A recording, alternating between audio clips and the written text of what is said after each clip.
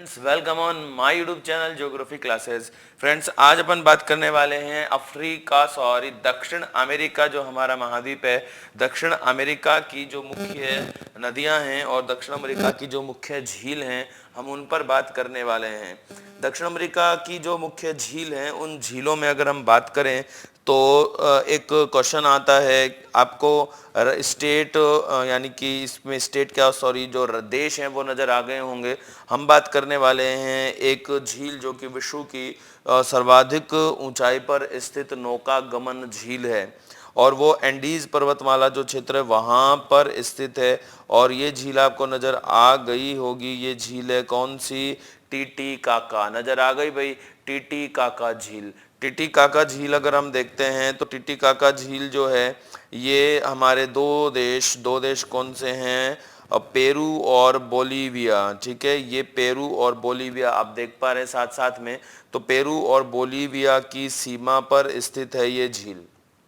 और इस झील की खास बात है कि ये झील विश्व की सर्वाधिक ऊंचाई पर स्थित झील है और वो भी खूबसूरत खूबसूरत नौका गमन झील है। ठीक है, ये ध्यान रखना है आपको हमें। ओके, अब देखो ये झील है हमारी, ये नज़र आ रही है आपको और यहीं पे आपको टिटिकाका जो नेशनल पार्क भी नज़र आता है। यहाँ पे टिटिकाका नेशनल पार्क भी है और ये झील का हमें क्षेत्र नज़र आ रहा है। ओके, अब अगर हम इसकी इमेज देखना चाहते हैं टिटिकाका लेक की तो गूगल हमें ये प्रोवाइड करवाता है।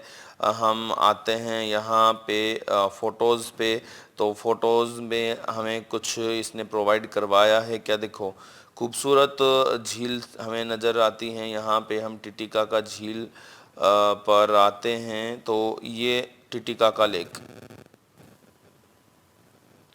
ठीक है, तो ये ध्यान रखना, ये हमारे पास खूबसूरत सी लेक आ गई है। लेक का नाम है टिटिकाका।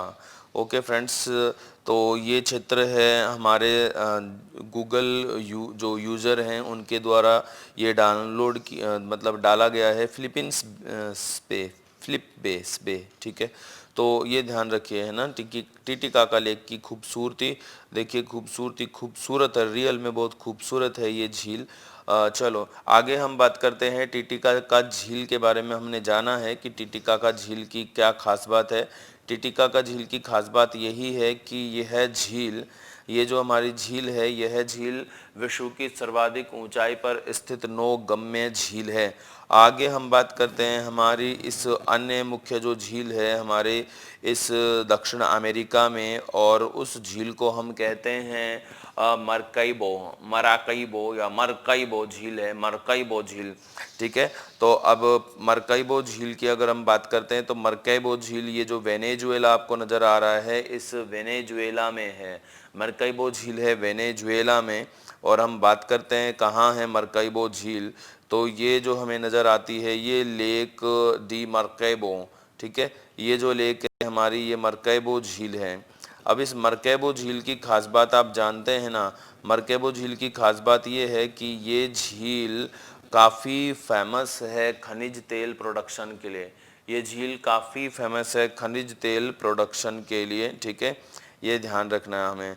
तो झील की खास बात मैंने आपको बता दी है कि ये किस वजह से फेमस है। ये झील फेमस है खनिज तेल उत्पादन। और वेनेजुएला जो है ना हमारा, ये वेनेजुएला पूरे विश्व में सर्वाधिक खनिज तेल के भंडार वाला राष्ट्र है। ठीक है, चलो इसके बाद हम बात करते हैं हमारी एक और लेक क्या, हम आते हैं अब मुख्य नदियों पर।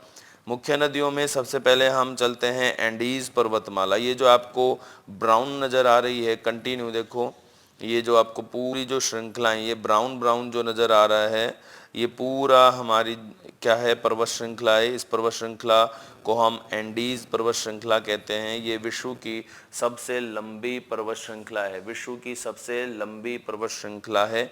ठीक है, ध्यान रखेंगे। ओके, अब हम आते हैं इस अफ्रीका महाद्वीप की जो मुख्य नदियां सॉरी दक्षिण अमेरिका की जो मुख्य नदियां हैं उनके ऊपर। और इन नदियों में जो विश्व की सबसे बड़ी नदी है, विश्व का सर्वाधिक कैचमेंट एरिया है जिस नदी का है, वो नदी आपको नज़र आ रही होगी या आ गई होगी। ये जिस नदी की ओर हम बढ़ रहे हैं ये वही नदी है जिसको हम कहते हैं विश्व की सबसे बड़ी नदी। इस बड़ी नदी को अमेजन नाम दिया जाता है, अमेजन नदी है ये। देखो हम इसके डेल्टाई क्षेत्र पर चलते हैं तो ये कटा फटा डेल्टा बनाती है, कटा फटा डेल्टा बनाती है। एक पर्टिकुलर डेल्टा नहीं है इस अमेजन नदी का, तो एक कटा फटा डेल्टा है इस नदी का। हम इसको और 3D करते हैं तो ये कटा फटा डेल्टा है। ये इमेजेस जो सबसे बेहतरीन इमेज गूगल हमें शो करता है, वो सबसे बेहतरीन इमेज शो करता है। एक तो हमें ये यूरोप महाद्वीप की और एक शो करता है नॉर्थ अमेरिका की। सबसे बेहतरीन इमेज पूरी तरह से 3D और रियल लुक वाली होती हैं। बाकी या तो हो सकता है संभवतः गूगल को परमिशन नहीं देते हैं, जैसे हमारा भारत स्ट्रीट व्यू का परमिशन नहीं देता है गूगल को, तो हमें वो पूरी प्रॉपर जानकारी नहीं मिल पाती है। तो ये हमारी अमेजन नदी है। अमेजन नदी ये लार्जेस्ट है इन द वर्ल्ड, और अमेजन नदी का जो विस्तार है ये एंडीज़ पर्वतमाला से ही है। एंडीज़ पर्वतमाला से ये निकलती है। एंडीज़ पर्वतमाला से निकल कर ये देखो कई जल धाराओं में निकलती है एंडीज़ पर्वतमाला से, और ये अटलांटिक महासागर में आकर विलीन हो जाती है। अटलांटिक महासागर में आकर विलीन हो जाती है। अमेजन नदी का जो एरिया है, अमेजन नदी की जो पिक्स हैं, अगर हम उनको देखें, अमेजन नदी पर हम चलें तो अमेजन नदी जो वास्तव में जानी जाती है विश्व के सबसे लंबे सर्प के लिए। विश्व के सबसे लंबे सर्प जो एनाकोंडा है, एनाकोंडा हमें अमेजन रिवर में ही देखने को मिलता है। एनाकोंडा हमें अमेजन रिवर में देखने को मिलता है। ठीक है, ये ध्यान रखना, ये अमेज़न के जंगल हैं, अमेज़न के जंगल हैं ये। ठीक है, इन्हें आप याद रखिए, अमेज़न के जंगल। और अमेज़न के जो जंगल हैं वो अमेज़न के जंगल क्या कहलाते हैं? सेल्वा कहलाते हैं। अमेज़न के जंगल सेल्वा कहलाते हैं। ठीक है, तो ये जो सेल्वा हैं, सेल्वा वन, सेल्वा वन की खास बात ये है कि सेल्वा वन बहुत खूबसूरत वन तो है ही, साथ में सेल्वा वन काफ़ी फेमस हैं। सेल्वा वन काफ़ी फेमस हैं अपने घनत्व के कारण। ये घनत्व का मीन्स है कि ये हाँ अमेज़न जो जंगल हैं या जो सेल्वा वन है विश्व के सर्वाधिक सघन वनों के अंतर्गत आते हैं। आप जानते होंगे कि हमारा जो रूस है, रूस में विश्व के सबसे सघन वन मिलते हैं। रूस में सबसे सघन वन मिलते हैं, लेकिन सघन क्या, सॉरी, रूस में सर्वाधिक क्षेत्र पर वन मिलते हैं, जबकि हमारा जो ब्राज़ील है, हमारा जो ब्राज़ील है, ब्राज़ील में विश्व के सर्वाधिक सघन वन मिलते हैं। यानी very dense forest are found in Brazil and the largest area of forest is found in Russia। ठीक है, तो डेंसिटी, फॉरेस्ट डेंसिटी के अकॉर्डिंग तो हमारा ब्राज़ील टॉप पर है।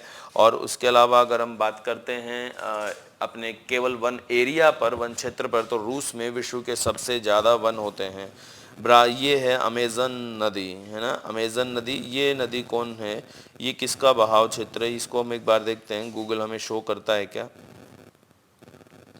ये हमारा अमेज़न का ही तो बहाव क्षेत्र नहीं है, नहीं, ये अमेज़न का बहाव क्षेत्र नहीं है, अमेज़न की सहायक नदियों का या अमेज़न तंत्र से ही कनेक्टेड हैं ये। कौन, छोटी छोटी जलधाराएँ हैं, छोटी छोटी रियो कंपानिया ग्रांडे, ये कोई छोटी छोटी जलधारियाँ जो अमेजन के फूरो सेंटा मारिया, बट ये सामान्य मतलब रियो कुपीजो।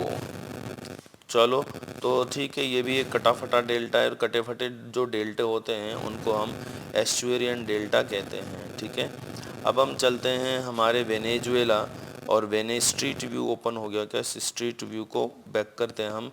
तो वेनेजुएला, वेनेजुएला में हम आते हैं और ओरिनिको नदी पर, ओरिनिको नदी, ओरिनिको जो नदी है, इस ओरिनिको नदी की खास बात है। वेनेजुएला आपको पता लगा, ये वेनेजुएला है। ओरिनिको की खास बात यह है कि ओरिनिको नदी की एक सहायक नदी होती है कैरो। ओरिनिको की एक सहायक नदी होती है कैरो, और कैरो की एक सहायक नदी होती है चूरन। ठीक है, और उस चूरन नदी पर विश्व का सबसे ऊंचा जलप्रपात, विश्व का सबसे ऊंचा जलप्रपात मिलता है। और विश्व का सबसे ऊंचा जो जलप्रपात है वो है एंजील जलप्रपात। हम एंजील जलप्रपात को देखने वाले हैं अभी थोड़ी देर में। ये जो नदी हमें नज़र आ रही है ये ओरिनिको नदी है। गूगल हमें बता रहा है कि ये ओरिनिको नदी पर आप हैं। तो ओरिनिको नदी ये भी विलीन हो जाती है हमारे अटलांटिक महासागर में, ठीक है, अटलांटिक महासागर में ये विलीन हो गई, ठीक है। आप देख पा रहे हैं अटलांटिक महासागर में ये नदी अपना डेल्टा बना रही है। तो इस नदी की जो एस्चुरी हैं वो भी खाली ही नज़र आ रही हैं, नदी की जो एस्चुरियाँ हैं वो भी खाली नज़र आ रही हैं। तो मीन्स ये भी संभवतः कटाफटा डेल्टा ही है, एस्चुरी खाली ही नज़र है, एस्चुरी नज़र नहीं आ रही है। मतलब एस्चुरी, जो एस्चुरी हम बोलते हैं नदियों के द्वारा जो नालिकाएं निर्मित होती हैं उनको, तो एस्चुरी खाली हैं। अब हम इसकी सहायक नदी जो कैरो है, या रियो कैरो भी हम इसको कहते हैं, कैरो की जो कैरो नदी पर जो हमारा जलप्रपात है, एंजील वाटरफॉल है, हम उस एंजील वाटरफॉल पर चलते हैं। तो एंजील वाटरफॉल इस एरिया में होना चाहिए, क्योंकि जैसे ये हमारा वेनेजुएला है तो इस जोन के आसपास होना चाहिए। एक बार हम इसको सर्च कर ही लेते हैं, मार्कैबो लेक, तो हम एंजील वाटरफॉल पे आते हैं। एंजेल, ENGEL, रिसेंट जो सर्च है उनमें देखते हैं एक बार। एंजिल वाटरफॉल, तो एंजिल वाटरफॉल ये हमें सीधा एंजिल वाटरफॉल पे लेके चल रहा है गूगल। तो हम एंजिल वाटरफॉल पे पहुंच गए हैं, और एंजिल वाटरफॉल हमें मिलता है वेनेजुएला में। इस एंजिल वाटरफॉल की इमेज देख लेते हैं हम एक बार। ये हमारे पास एंजिल वाटरफॉल की इमेज है, इसको हम और दूसरे तरीके से देख लेंगे, बार इसको कैंसिल करते हैं। तो ये एंजिल वाटरफॉल है हमारा। तो एंजिल वाटरफॉल जो है ये विश्व का सबसे ऊंचा जलप्रपात है, विश्व का सबसे ऊंचा जलप्रपात हमें नज़र आता है, ठीक है। ये जो इमेज है, ये इमेज अच्छे से नहीं है, इसको हम देखो 2D इमेज में करके देखें तो इस तरह से ये हमें नज़र आता है। ये एंजिल वाटरफॉल है, ये सीधा नीचे पानी गिर रहा है, ठीक है। तो एंजिल वाटरफॉल ये क्या है, वर्ल्ड हाईएस्ट वाटरफॉल है, ठीक है, ये ध्यान रखना है हमें। तो ये एंजिल हो गया, ये देखो अभी ये थोड़ा नज़र आ रहा है साफ। तो एंजिल वाटरफॉल है, हम इसको पूरा ऊपर से देख रहे हैं, तो ये पर्वतीय क्षेत्र नज़र आ रहा है और एंजिल वाटरफॉल नज़र आ रहा है, ठीक है। तो ये है हमारा एंजिल वाटरफॉल जो वर्ल्ड हाईएस्ट वाटरफॉल है, ओके। इसके अलावा अन्य जो नदियां हैं, अगर हम चलते हैं दक्षिण अमेरिका की अन्य जो नदियों पर, अन्य नदियों पे जो नदियां हैं वो बहती हैं हमारे ब्राज़ील, उरुग्वे, अर्जेंटीना, पराग्वे की सीमा पर, ठीक है। इन सीमा पर बहने वाली जो कुछ छोटी नदियां हैं उनकी हम बात करेंगे नेक्स्ट वीडियो में। ओके फ्रेंड्स, कंटिन्यू हमारे साथ रहने के लिए थैंक यू, जय हिंद।